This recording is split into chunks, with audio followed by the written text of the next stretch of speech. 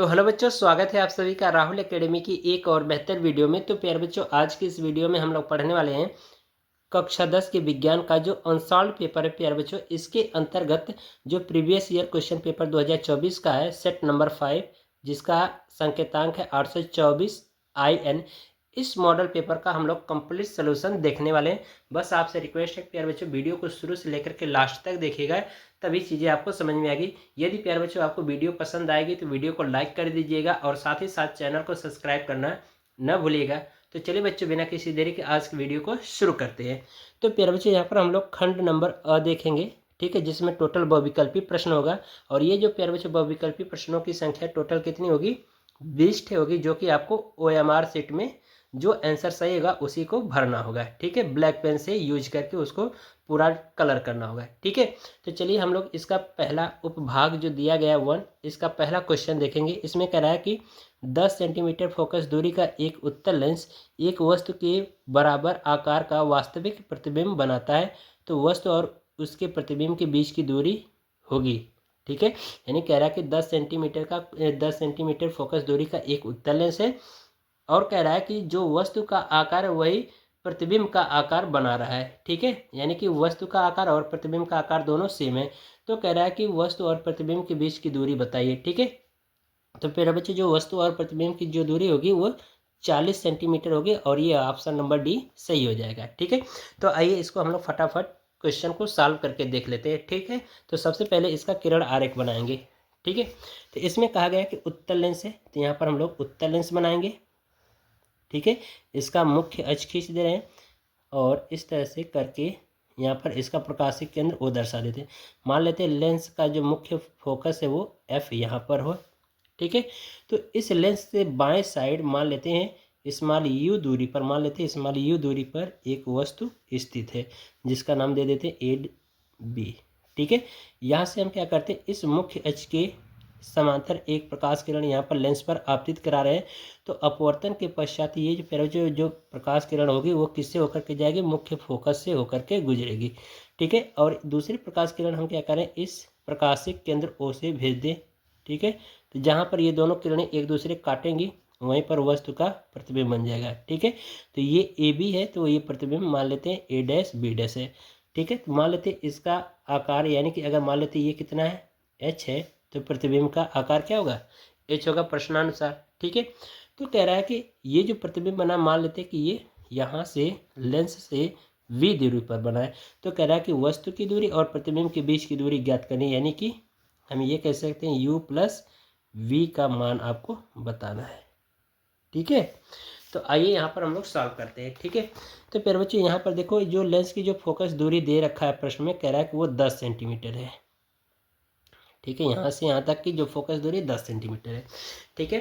तो यहाँ पर चलिए नोट कर लेते हैं जो गिवन वैल्यू है, यहाँ पे लिख देंगे गिवन, यानी कि जो दिया गया है फोकस दूरी F बराबर कितना, 10 सेंटीमीटर। और ये प्लस में लेंगे क्योंकि ये दाएं साइड बना है चिन्ह परिपाटी के अनुसार, ठीक है। तो अब प्यारे बच्चों हम क्या करते हैं, हमें पता है फार्मूला, और यानी कि लेंस की आवर्धन क्षमता या लेंस का आवर्धन M बराबर H' बराबर -V/U ये होता है, ठीक है। तो हमें ज़रूरत है केवल इस फार्मूले की, इतने की, तो ये ले लेंगे तो ये हो जाएगा H' बराबर -V/U, ठीक है। इस फार्मूले से हम लोग देखेंगे, ठीक है। यहाँ पर प्रवृत्ति जो H' है वो प्रतिबिंब की ऊंचाई है, लेकिन प्रश्नानुसार हमने H माना है, ठीक है। तो इसलिए यहाँ पर मान रख देंगे तो हो जाएगा H/H बराबर -V/U। तो ये कट जाएगा, तो इसका एक बार चला जाएगा, U का इधर गुणा करा देंगे तो ये हो जाएगा U बराबर -V, ठीक है। इसको समीकरण नंबर 1 मान लो। इसका मतलब कि U और V एक दूसरे के क्या है, बराबर है, ठीक है। तो इसका मतलब जो V का मान निकल के आएगा वही U का भी मान होगा, ठीक है। अब यहाँ पर लगाएंगे लेंस सूत्र, तो यहाँ पर लिखेंगे लेंस सूत्र से, ठीक है। लेंस सूत्र पर बच्चों होता है 1/F बराबर 1/V माइनस 1/U, ठीक है। यहीं पर मान रख दीजिए। तो F का मान हमें पता है 10, तो यहाँ पर लिख देंगे 1/10 बराबर 1/V माइनस U का मान हमें पता है -20, तो यहाँ पर रख देंगे माइनस वी। ठीक है, तो ये माइनस मिलकर के प्लस हो जाएगा, तो इसको हम प्लस बना दे रहे हैं। तो ये हो जाएगा 1/v प्लस 1/v, तो ये हो जाएगा आपका 1/10 बराबर वी 1 + 1 यानी 2। क्रॉस गुणा करा देंगे प्यारे बच्चों। ठीक है, क्रॉस गुणा करा देंगे तो ये आ जाएगा आपका मान v बराबर कितना आ जाएगा, यहाँ से v बराबर आपका आ जाएगा 20। ठीक है, 20 सेंटीमीटर। तो इसका मतलब ये हुआ कि ये 20 सेंटीमीटर दूरी पर, लेंस से 20 सेंटीमीटर दूरी पर प्रतिबिंब बना है। ठीक है, और यहाँ पर समीकरण 1 से आप देखो जो कि ये एक दूसरे के बराबर है, तो इसका मतलब कि जो v का मान होगा वही u का मान होगा, तो इसका मतलब कि ये भी आपका u का मान यानी 20 सेंटीमीटर। और ये कहा गया है कि प्रतिबिंब और वस्तु के बीच की दूरी ज्ञात कीजिए, तो यह जगह लिख देंगे प्रतिबिंब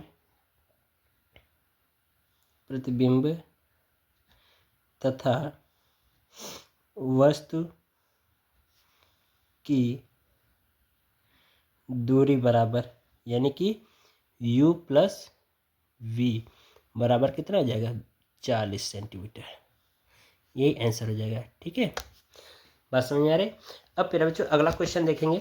अगले क्वेश्चन में कह रहा है कि एक उत्तल दर्पण द्वारा उत्पन्न आवर्धन सदैव होता है, यानी 1 से हमेशा कम होता है। ठीक है, ये ऑप्शन नंबर बी सही हो जाएगा। अगला क्वेश्चन देखिए, कह रहा है कि एक अभिसारी लेंस की फोकस दूरी 20 सेंटीमीटर है, तो इस लेंस की क्षमता होगी। ठीक है, इस क्वेश्चन को देखो, बहुत ही बढ़िया क्वेश्चन है। इस टाइप का ऑब्जेक्टिव क्वेश्चन हमेशा पूछा जाता है। इसमें कहा गया जो अभिसारी लेंस है। ठीक है, अगला जो हमारा क्वेश्चन नंबर 3 है, इसमें कह रहा है फोकस दूरी आपको दे रखा है कितना, 20 सेंटीमीटर। लेकिन अभिसारी लेंस है, तो अभिसारी लेंस की जो फोकस दूरी होती है वो लेंस के बाएं साइड बनती है, तो इसलिए माइनस में लिखेंगे चिन्ह पर पार्टी के अनुसार। ठीक है, तो कह रहा है कि लेंस की क्षमता यानी कि पूछा जा रहा है, यानी पी की वैल्यू पूछा जा रहा है। तो फार्मूला होता है हमारा पी बराबर 100/f। ठीक है, यहाँ पर रख देंगे, तो पी बराबर हो जाएगा 100। एफ की वैल्यू कितना हो जाएगा, -20, तो 20 × 25 100, तो -5 डायोप्टर आ जाएगा। मात्रक इसका डायोप्टर होगा। ठीक है, तो इसका ऑप्शन नंबर डी सही हो जाएगा, -5.0 डायोप्टर। ठीक है, अगला क्वेश्चन है। इसमें प्यारे बच्चों कहा जा रहा है कि जब एक श्वेत प्रकाश की किरण किसी त्रिकोणीय कांच के प्रिज्म की सतह पर गिरती है, तो यह प्रिज्म से निर्गत होने पर अलग अलग विचलन से विभिन्न रंगों में विभाजित हो जाती है। किस रंग के लिए विचलन न्यूनतम होगा। ठीक है, तो बैगनी रंग के लिए होता है। ठीक है, तो ऑप्शन नंबर सी सही हो जाएगा। ठीक है, फिर इसके बाद प्यारे बच्चों इसमें देखिए काफ़ी मोस्ट इंपॉर्टेंट क्वेश्चन 5वां कह रहा है कि किसी पदार्थ L लंबाई तथा कह रहा है A परिच्छेद क्षेत्रफल के तार का प्रतिरोध 4 ओम है। कह रहा है इसी पदार्थ के अन्य तार की लंबाई 2L तथा परिच्छेद क्षेत्रफल A/2 हो तो उसका प्रतिरोध होगा। ठीक है, तो उसका प्रतिरोध कितना होगा प्यारे बच्चों, तो यहाँ पर हम लोग सॉल्व करके निकालेंगे, तो इसका ऑप्शन नंबर सी सही हो जाएगा। ठीक है, 16 ओम आएगा। अब यहाँ पर इसको सॉल्व करेंगे। ठीक है, तो यहाँ पर आप देखो क्वेश्चन नंबर 5। ठीक है, क्वेश्चन नंबर 5 में प्यारे बच्चों कहा गया है कि जो एल लंबाई का कोई पदार्थ है और उसका क्षेत्रफल ए है, तो प्रतिरोध का मान दे रखा है कितना, 4 ओम। तो आर बराबर कितना है, 4 ओम। तो फार्मूला होता है आर बराबर क्या होता है, ρL/A। ठीक है, तो इसी से लगाएंगे, तो यहाँ पर रख देंगे आर का मान, तो ये हो जाएगा 4 बराबर ρL/A बराबर, ठीक है, 4 हो जाएगा। इसको समीकरण 1 कह दें। फिर इसके बाद प्रश्नानुसार इसमें लिखेंगे, प्रश्नानुसार। ठीक है, प्रश्नानुसार फिर बच्चों क्या किया कि जो लंबाई इसको क्या किया है, 2 गुना कर दिया है। ठीक है, तो एल बराबर कितना रख देना, 2, और ए का जो क्षेत्रफल दे रखा है वो उसको कर दिया आधा, तो यानी A/2। ठीक है, तब आपका आर का मान पूछा जा रहा है इसका। ठीक है, तो इसमें भी रखेंगे आर बराबर, फार्मूला होता है यही वाला ρL/A से। ठीक है, तो इसे मान रखिए, तो ये हो जाएगा आर बराबर, ठीक है, ρL की वैल्यू 2 गुना है, तो ये हो जाएगा 2L/A का है क्या है, A/2 है, तो ये हो जाएगा A/2। तो ये 2 ऊपर चला जाएगा। ठीक है, तो यहाँ पर देखिए, तो ये हो जाएगा आर बराबर, ये हो जाएगा ऊपर जाकर के गुणा हो जाएगा, तो हो जाएगा 4 गुणे, और हम क्या करें, ρL और /A को अलग कर देते, हो जाएगा ρL/A। इसको प्यारे बच्चों यहाँ पर देखो समीकरण नंबर 1 से। तो रो एल अपान ए की वैल्यू कितना यहाँ पर मिली है 4।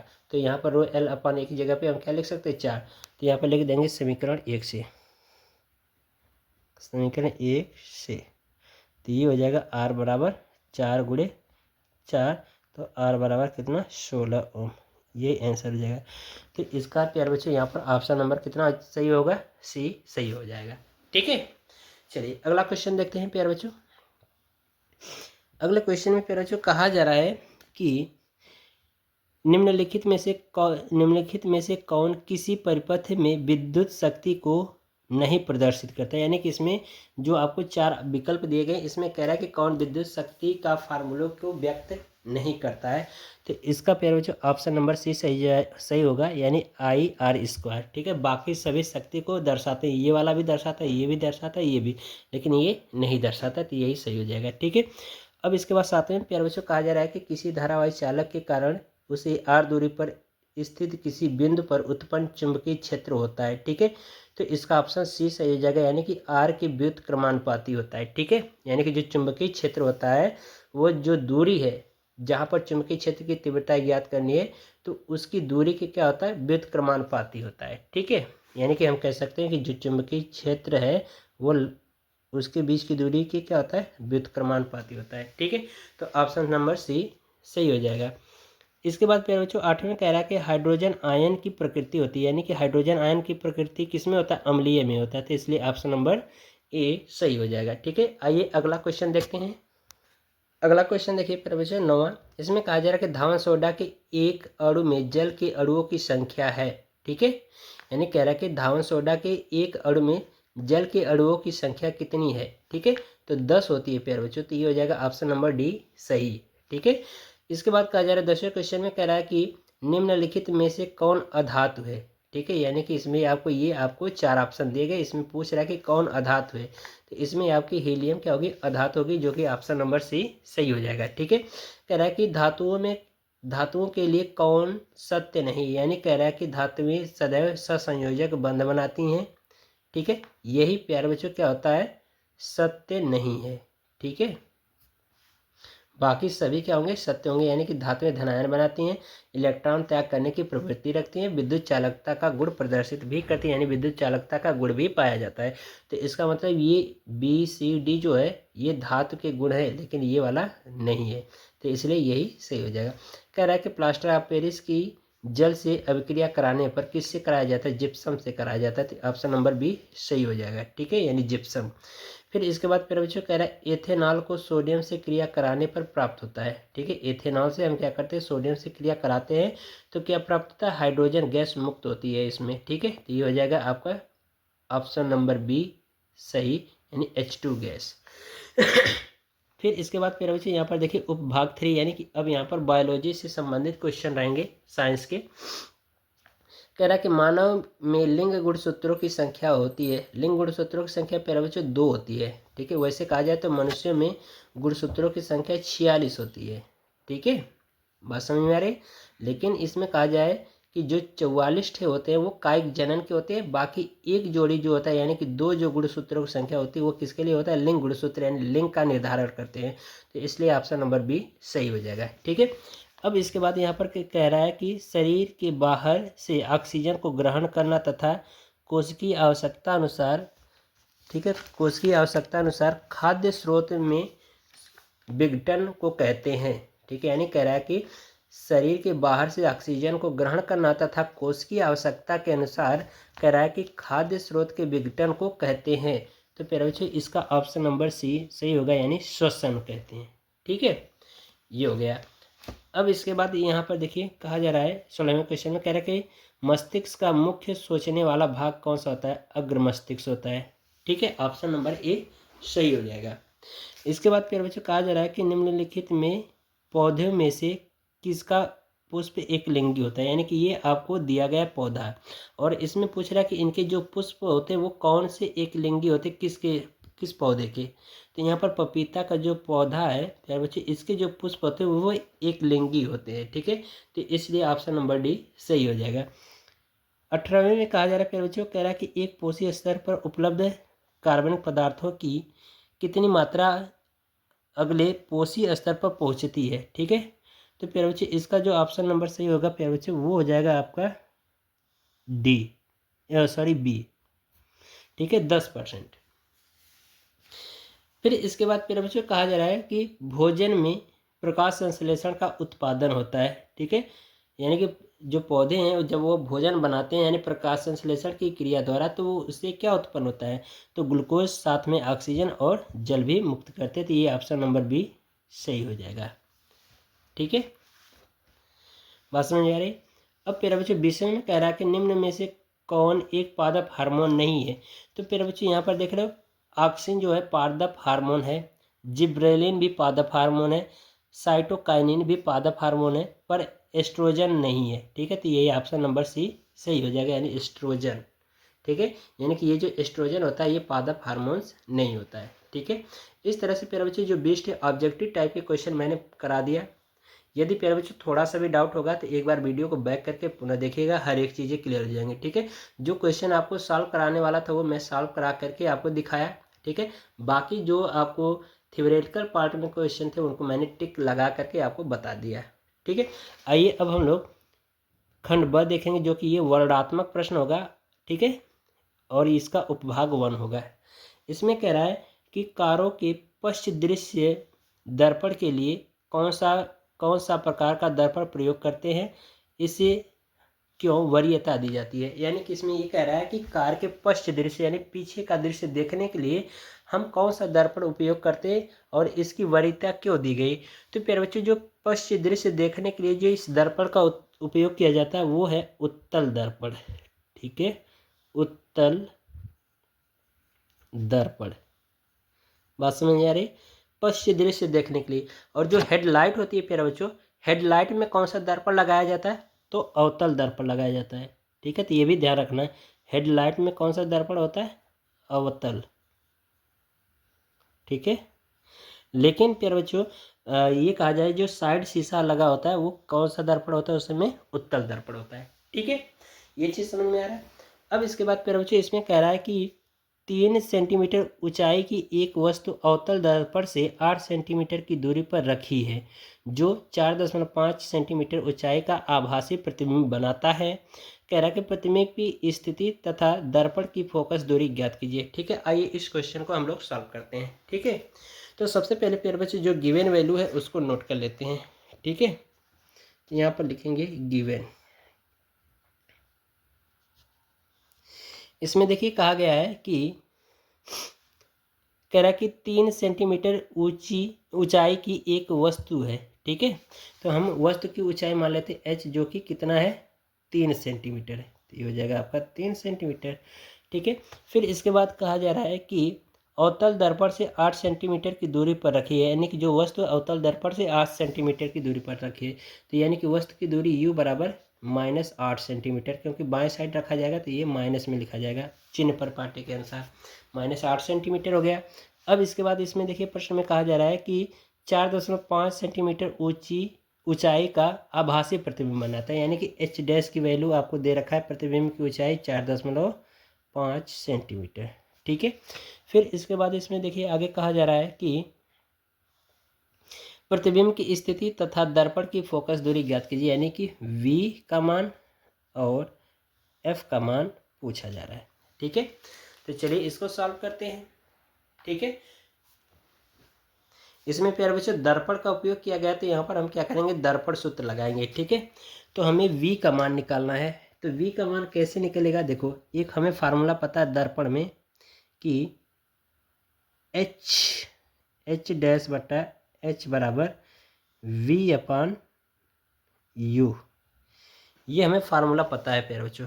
ठीक है, और यहाँ पर हम क्या करेंगे, फार्मूले में मान रखेंगे। ठीक है, और ये वस्तु की दूरी है।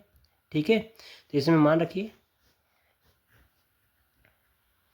तो यहाँ पर मान रखेंगे एच डैश का मान कितना है 4.5, तो हो जाएगा 4.5। एच का मान कितना है 3 है, तो 3 रख दीजिए, बराबर v का मान निकालना है, तो v, और u का मान कितना है -8, तो यहाँ पर 8 रख दीजिए।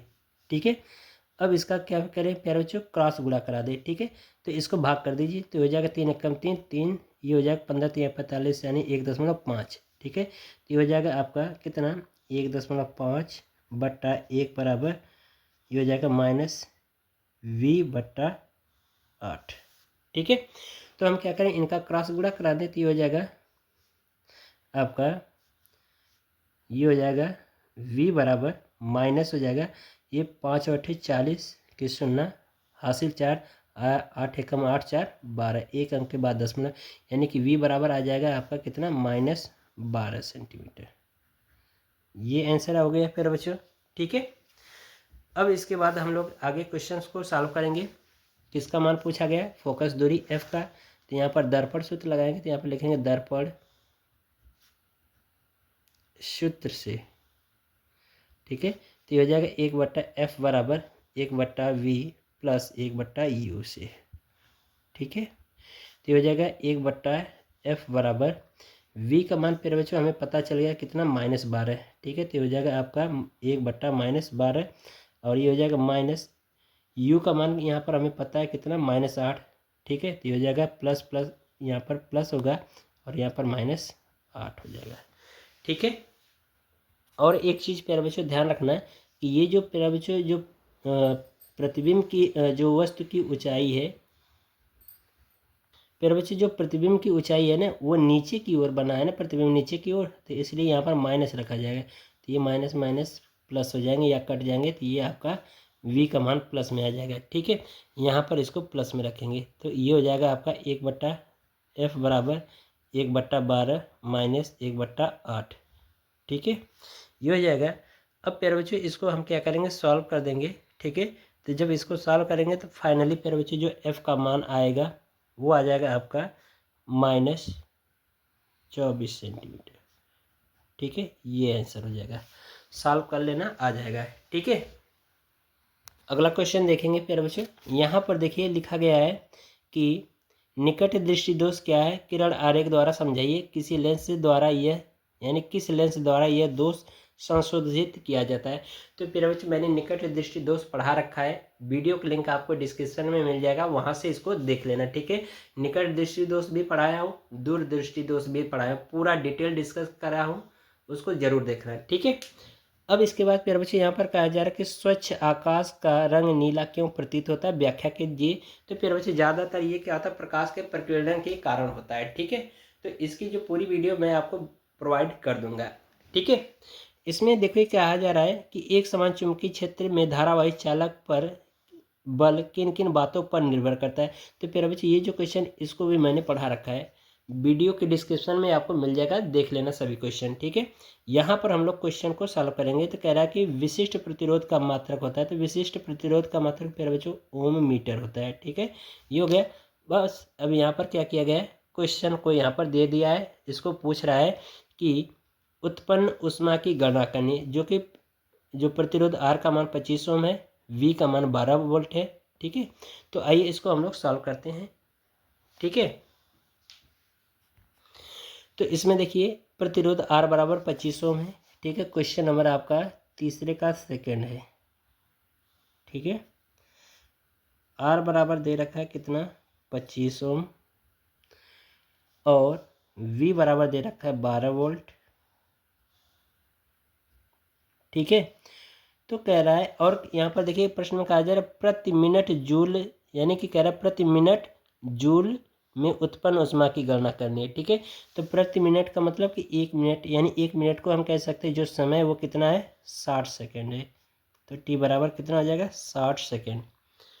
ठीक है, तो इसका एक फार्मूला होता है प्यारे बच्चों, वो होता है H बराबर I² टी, क्योंकि ये हमें H का मान यानी उत्पन्न ऊष्मा का मान पूछा जा रहा है, तो ये फार्मूला होता है। तो इसी फार्मूले में रख देंगे तो ये हो जाएगा H बराबर, एक और चीज़ देखिए हमें I बराबर फार्मूला पता है V/R। ठीक है, तो यहाँ पर रख देंगे तो ये हो जाएगा स्क्वायर में, तो ये हो जाएगा V²/R² गुणे R टी, तो एक R से कट जाएगा तो ये हो जाएगा H बराबर V²/R इंटू यहाँ पर टी। ठीक है, अब इसी मान रख करके हल कर दीजिए। तो इसमें प्यारे बच्चों जब हम मान रखेंगे तो ये हो जाएगा आपका H बराबर V का मान 12 का स्क्वायर बट्टा R का मान प्यारे बच्चों 25 है और ये जो समय है टी, ठीक है, ये कितना 60 है, ठीक है। तो इसका वर्क कर दीजिए तो ये हो जाएगा 144/25 गुणे ये हो जाएगा 60। तो 5 पच्चे 25 और 12 पच्चे 60, ठीक है, ये हो गया। अब हमें क्या करना है प्यारे बच्चों, इसका गुणा करा देना है, ठीक है। तो जब गुणा करा देंगे तो फाइनली ये आ जाएगा 1728। तो ये हो जाएगा 1728/5 भाग कर देंगे प्यारे बच्चों, तो h बराबर आपका आ जाएगा 345.6 जूल, ठीक है, ये आंसर हो जाएगा। अगला क्वेश्चन देखिए, यहाँ पर कहा जा रहा है कि नीचे दिए गए परिपथ में 10 ओम, 40 ओम, 20 ओम, 30 ओम और 60 ओम के 5 प्रतिरोध दिखाए गए। कह रहा है कि चित्रानुसार 18 वोल्ट की एक बैटरी से जोड़े हैं। तो पहले पॉइंट में पूछा जा रहा है कि परिपथ का तुल्य प्रतिरोध यानी कुल प्रतिरोध। दूसरे पॉइंट में पूछा जा रहा है परिपथ में प्रवाहित कुल धारा। तीसरे पॉइंट में पूछा जा रहा है बिंदुओं ए और बी के बीच का विभवांतर, ठीक है। तो चलिए इसको देखिए, यहाँ पर प्यारे बच्चों देखिए ये हमारा क्या है, समांतर क्रम में जुड़ा है ना दोनों प्रतिरोध। तो समांतर क्रम के लिए फार्मूला था 1/r बराबर 1/r1 प्लस 1/r2, ठीक है। इसको r1 r2 मान लेते हैं। तो ये हो जाएगा 1/r डैश, इसको मान लीजिए तुल्य प्रतिरोध इसका। तो ये हो जाएगा 1/10 प्लस 1/40 हो जाएगा, ठीक है। इसको हल कर लीजिए, r डैश का मान जो आएगा यहाँ पे लिख देना ओम में, फिर इसके बाद इसको रख करके हल कर लीजिएगा, ठीक है। तो इसका मान लेते हैं r डबल डैश जो भी आएगा हल करने के बाद ओम में। अब क्या करना, जोड़ देना। तो ये परिपथ का तुल्य प्रतिरोध, तो पहले पॉइंट का आंसर आ जाएगा, ठीक है। अब हमें पता है कि इसमें पूछा जा रहा है परिपथ में प्रवाहित विद्युत धारा का मान। तो प्यारे बच्चे जो ये तुल्य प्रतिरोध आएगा, क्योंकि हमें पता है धारा I बराबर क्या होता है, V/R होता है। तो V का मान दे रखा है आपको 18 और R का मान जो टोटल आएगा वो यहाँ पे रख कर देना, हल कर देना, ये आंसर आ जाएगा, ठीक है। बाकी ये जो क्वेश्चन मैंने पढ़ा रखा है अथवा वाला जो पार्ट है इसको आप देख लेना। परिणाल का जो टॉपिक पढ़ाया था उसमें सारी चीज़ें मैंने आपको बताया था, ठीक है। तो इसको देख लेना। फिर अब प्यारे बच्चों हम लोग उपभाग 2 देखेंगे, ठीक है। उपभाग 2 में कह रहा है कि विद्युत रासायनिक श्रेणी के किन्हीं दो गुणों का उल्लेख कीजिए। तो ये आपको वीडियो प्रोवाइड हो जाएगी, ठीक है। फिर इसके बाद बी पॉइंट में कहा जा रहा है कि सोडियम परमाणु यानी 11 है, सोडियम का जो परमाणु क्रमांक कितना है 11 और क्लोरीन का परमाणु क्रमांक दे रखा है 17 के संयोग से Na+ और Cl- का बनना समझाइए, ठीक है। तो यहाँ पर समझो, देखो हमें पता है प्यारे बच्चों कि जो सोडियम है उसका परमाणु क्रमांक कितना होता है 11। इसका बोरबरी के नियम के अनुसार इलेक्ट्रॉनिक विन्यास करेंगे तो 2 8 1 होगा। और जो क्लोरीन होता है प्यारे बच्चों इसका 17 होता है, तो इसका इलेक्ट्रॉनिक विन्यास 2 8 7 हो जाएगा। तो इस क्लोरीन को अपना अष्टक पूरा करने के लिए 1 इलेक्ट्रॉन की आवश्यकता होगी और इसको 7 इलेक्ट्रॉन की। तो ये सोडियम क्या करेगा कि इससे क्या करेगा 1 इलेक्ट्रॉन ले लेगा। तो इस तरह से देखिए दर्शाएंगे, ये सोडियम हो गया, इसका 1 इलेक्ट्रॉन, ये क्लोरीन है, तो इसको कितना चाहिए ये अष्टक पूरा करने के लिए 1 इलेक्ट्रॉन। तो ये हो जाएगा। तो ये क्या करेगा, जो क्लोरीन है इसका 1 इलेक्ट्रॉन ले लेगा और ये इसका लेकर के क्या करेगा ससंयोजक बंध बना करके उदासीन हो जाएगा। तो ये सोडियम ने क्या किया, अपना 1 इलेक्ट्रॉन क्लोरीन को दिया, तो इसलिए सोडियम क्या हो जाएगा Na+ हो जाएगा और क्लोरीन क्या हो जाएगा माइनस हो जाएगा, ठीक है। ये चीज़ क्लियर हो गया। अब प्यारे बच्चों यहाँ पर देखिए अगला क्वेश्चन। अगले क्वेश्चन में प्यारे बच्चों कहा गया है कि निम्नलिखित पर संक्षिप्त टिप्पणी लिखिए, ठीक है। तो ये 2 क्वेश्चन आपको प्रोवाइड हो जाएंगे आंसर, ठीक है, इसको देख लेना। बाकी ये 7वां नंबर क्वेश्चन आप देख लीजिए। अथवा वाला पार्ट मैं आपको बता दे रहा हूँ, ये pH जो मान होता है प्यारे बच्चों ये क्या होता है कि जो हाइड्रोजन आयन की सांद्रता को प्रदर्शित करने के लिए उपयोग किया जाता है। इसका फुल फॉर्म होता है पावर ऑफ हाइड्रोजन, जो कि इसकी खोज सोरेनसन नामक वैज्ञानिक ने किया था, ठीक है। इससे हमें पता चलता है कि जो विलयन है वो अम्लीय है या क्षारीय है या फिर उदासीन है, ठीक है, इससे ये पता चलता है। और प्यारे बच्चों ये मैंने पढ़ा रखा है असंतृप्त हाइड्रोकार्बन, ठीक है, वीडियो का लिंक आपको डिस्क्रिप्शन में दे दूंगा, उसको चेक कर लेना। IUPAC नाम देख लेते हैं प्यारे बच्चों। यहाँ पर देखिए क्या है, ट्रिपल बॉन्ड बना है। तो ट्रिपल बॉन्ड मैंने बताया था एल्काइन में ट्रिपल बॉन्ड बनता है, कार्बन कार्बन परमाणुओं के बीच में क्या होता है ट्रिपल बॉन्ड होता है। तो इनका IUPAC जब नाम करते हैं तो इसमें क्या जोड़ते हैं आयन जोड़ते हैं, ठीक है। तो तो इसमें एल्काइन समूह जुड़ा है तो इसमें क्या हो जाएगा, आयन जोड़ा जाएगा। तो ये कितने कार्बन की संख्या, 1 2 3 4। तो ये 4 कार्बन, तो 4 कार्बन को हम क्या कहते हैं, ब्यूटेन कहते हैं। उसमें से एन को हटा करके आयन जोड़ेंगे तो क्या हो जाएगा, ब्यूटाइन हो जाएगा। तो आईपीएससी नाम क्या हो जाएगा, ब्यूटाइन। ठीक है, ये देखो एल्कोहल समूह जुड़ा है, OH क्या है, एल्कोहल समूह है। लेकिन ये कार्बन के कितने नंबर पे जुड़ा है, काउंट करिए, 1 2 3, 3 कार्बन है और ये दूसरे कार्बन की श्रृंखला पर जुड़ा है। तो इसका आईपीएससी नाम क्या हो जाएगा, तो 3 कार्बन को हम क्या कहते हैं, प्रोपेन कहते हैं। उसमें से एन हटा करके क्या जोड़ेंगे, ऑल जोड़ेंगे तो क्या हो जाएगा, प्रोपेनॉल हो जाएगा, प्रोपेनॉल। ठीक है, लेकिन कार्बन के कितने नंबर पे जुड़ा है, दूसरे पर, तो इसलिए 2 प्रोपेनॉल हो जाएगा। ठीक है, ये हो गया। अब प्यारे बच्चों ये जो क्वेश्चन है 8वां, इनके सभी क्वेश्चन आप देख लेना। ठीक है, और ये जो 9वां क्वेश्चन है प्यारे बच्चों, इसके मैंने 1 शॉर्ट वीडियो में जो आपके फिजिक्स पार्ट का जो लास्ट चैप्टर है हमारा पर्यावरण, उस चैप्टर का मैंने 1 शॉर्ट वीडियो, पुरानी वीडियो प्रोवाइड किया है, उसको देख लेना। ठीक है, लिंक दे दूंगा डिस्क्रिप्शन में, जरूर चेक करना। ठीक है, तो इस तरह से आपको सोल्यूशन मिल जाएगा। अब इसके बाद प्यारे बच्चों ये वाला 10वां जो क्वेश्चन है ये भी मैंने पढ़ा रखा है। ठीक है, डिस्क्रिप्शन में लिंक मिलेगा, उसको देख लेना। बाकी ये क्वेश्चन आप देख लीजिए और आपको ये सभी क्वेश्चन के जो सलूशन है वो बहुत जल्दी हमारे यूट्यूब चैनल पर प्रोवाइड हो जाएंगे। ठीक है, तो इस तरह से प्यारे बच्चों आज की जो हमारी वीडियो है वो कंप्लीट होती है। आशा करते हैं आपको हर एक चीज़ समझ में आया होगा। यदि प्यारे बच्चों आपको वीडियो पसंद आई हो तो वीडियो को लाइक करिए और चैनल को सब्सक्राइब करना ना भूलिएगा। मिलते हैं आपसे अगली वीडियो में, तब तक के लिए गुड बाय, थैंक यू, जय हिंद बच्चों।